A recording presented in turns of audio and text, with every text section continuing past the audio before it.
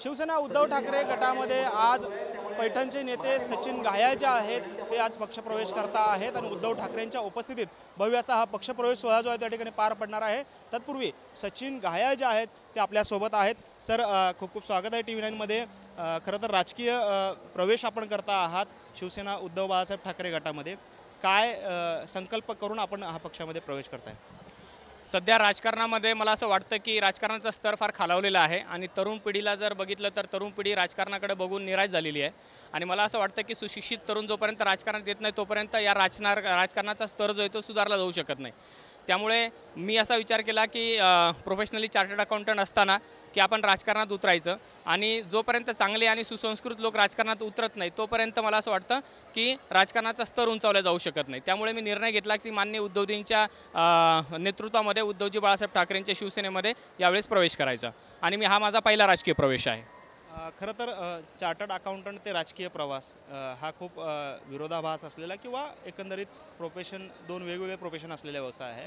मात्र असं असताना आता विधानसभांच्या निवडणुका जवळ येत आहेत आणि इथले मातब्बर नेते आहेत जे खासदार आहेत संदीपान भुमरे यांच्याशी आपला सामना असणार आहे। कशा पद्धतीने पाहता या सामन्याकडे किंवा त्यांचे पुत्र आता तुमच्या विरोधात असतील, कसं राजकारण या पुढच्या कालावधीमध्ये पाहायला मिळेल पैठणचं? बेसिकली जी घराणेशाही पैठण तालुक्यात चालू आहे त्या घराणेशाहीला विरोध म्हणूनच माझ्यासारखा एक नवतरुण या राजकारणात उतरतो आहे। कारण 25 वर्ष वडिलांना सत्ता दिल्यानंतर आता परत 25 वर्ष मुलासाठी सत्ता मागणे हा जो विकासाचा पॅटर्न आहे तोच मुळी चुकीचा आहे। कारण 25 वर्षामध्ये पैठण तालुक्याचे खूप हाल झालेले आहेत। 25 वर्षामध्ये पैठण तालुक्यामधल्या कुठल्याही विकास कामं व्यवस्थित झालेली नाही आहेत आणि पैठण तालुका 25 वर्ष मागे गेला। खूप प्रश्न पैठण तालुक्यामध्ये तयार झालेले आहेत आणि अशा वेळेस ते ठीक आहे, विकास एक वेळेस बाजूला जरी सोडला तरी पैठण तालुका बाळासाहेबांना मानणारा तालुका आहे, बाळासाहेबांच्या विचाराचा तालुका आहे। भुमरे साहेबांना आजपर्यंत पैठण तालुक्याने फक्त बाळासाहेबांचा शिवसैनिक यामुळे निवडून दिलं, परंतु भुमरे साहेबांनी जी गद्दारी केली तर ती पैठण तालुक्यातल्या कुणाही सर्वसामान्य माणसाला पटलेली नाही आहे आणि त्यामुळे मला असं वाटतं की यानंतरच्या काळात पैठण तालुक्यातील जनता जी आहे तर त्यांना धडाला शिकवल्याशिवाय राहणार नाही। त्यामुळे त्यांचा मुलगा जरी समोर असला तरी पण अशा परिस्थितीमध्ये मला वाटत नाही की पैठण तालुक्याची जनता त्यांच्या मागे उभी राहील म्हणून। खरं तर तुमच्या ह्या कार्यक्रमापूर्वीच या कार्यक्रमाला विरोध होताना पाहायला मिळतोय। कारण शिसोदेंनी असा आरोप केलेला आहे की हे बेकायदेशीर आहे जे उद्घाटन होत आहेत उद्धव ठाकरेंच्या हस्ते। राजकीय प्रवेश सोहळ्याला आमचा आक्षेप नाही, मात्र उद्घाटन उद्धव ठाकरेंनी करू नये असं आवाहन त्यांनी केलेलं आहे। काय उत्तर असेल शिसोदेंना?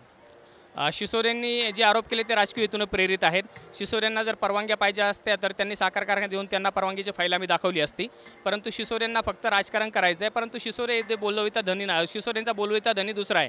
ॲक्च्युली शिवसेनेच्या उद्धव बाळासाहेब ठाकरे गटातील काही असंतुष्ट शिवसैनिकांनी त्यांची भेट घेतली आणि त्यांना सांगितलं की आम्ही शिवसेना पक्षाचेच कार्यकर्ते आहोत, परंतु आम्ही आता उद्धवजींच्या सभेच्या आधी असा काही पत्रकार परिषद स्वतः घेऊ शकत नाही, त्यामुळे तुम्ही पत्रकार परिषद घ्या। त्यामुळे भाजप पुरस्कृत भाजपला जी पत्रकार परिषद घ्यायला लावलेली आहे तर ती पक्षातल्याच काही अंतर्गत लोकांनी शिवसेनेच्या लोकांनी घ्यायला लावली आहे। त्यामुळे आणि पक्षप्रमुखांना उद्धवजींना या सगळ्या गोष्टींची पुरेपूर कल्पना आहे, त्याच्यामुळे शिसोदेंच्या आरोपांकडे मी काही जास्त व्हॅल्यू म्हणून बघत नाही।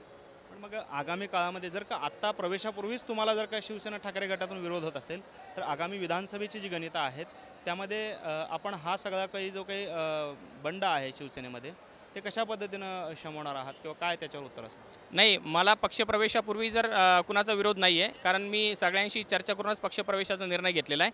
परंतु काही लोकांचे आमचे वैयक्तिक वाद आहेत आणि ते आजचे नाहीत, ते खूप दिवसांचे खूप वर्षांपूर्वीचे वाद आहेत। त्या वादामुळे त्यांना कदाचित माझी इनसिक्युरिटी फिलिंग येत असेल, परंतु मी एक संत एकनाथ सहकारी साखर कारखान्याचे चेअरमन आहे आणि तालुक्यामध्ये खूप मोठ्या प्रमाणात ताकद उभी केलेली आहे। त्यामुळे या लोकांना असं वाटतं की सचिन घायासारखा जर माणूस जर राजकारणात आला तर भविष्यामध्ये आपल्याला सुद्धा कॉम्पिटिशन ठरू शकेल आणि फक्त इनसिक्युरिटी फिलिंगमुळे त्यांचा विरोध आहे। परंतु माझी अशी भूमिका आहे की सगळ्यांना सोबत घेऊन भविष्यकाळामध्ये जाऊन काम करू। तर हे होते सचिन घाया आणि ते आज उद्धव ठाकरे गटामध्ये जे आहेत ते प्रवेश करता आहेत आणि आपल्या राजकीय करिअरची सुरुवात जी आहेत ते आता करताना पाहायला मिळणार आहेत।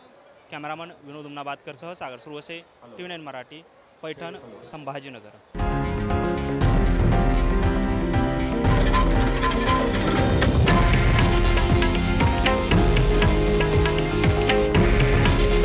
हे आहे देशातील नंबर 1 न्यूज नेटवर्क आणि आपण पाहत आहात TV9 मराठी। काळजी तुमची, हित महाराष्ट्राचं।